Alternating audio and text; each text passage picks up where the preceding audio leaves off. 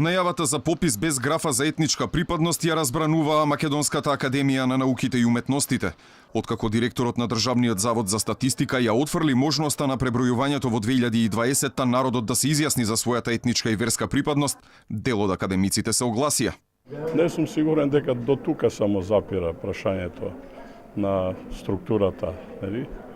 На пописните, на одговорите, односно пописните прашања, затоа што ние во позитивното законодавство го имаме внесено веќе критериумот на рамноправна застапеност врз основа на националната припадност, па дури и во законите. Се плашам ако го изоставиме тоа дека ќе направиме поголема некоја збрка отколку што може да помогнеме навистина да имаме и статистичките податоци една реална слика за демографската состојба, демографските движења во Република Македонија.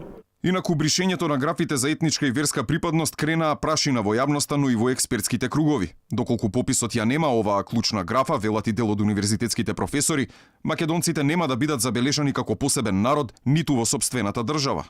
Македонците не ќе бидат никаде забележани како посебен народ дури ни во сопствената земја, веќе нека има графа во која ќе се определува националната припадност. Може да доведе до нерегистрирани во таа смисла своевидно бришење на македонската нација. И екс-директорот на статистика Дончо Герасимовски подсети дека пописот во 2020 ќе биде преседан во однос на претходните 5 и дека ова пребројување нема да даде релевантни податоци од кои зависи и иднината на земјата и нејзините граѓани.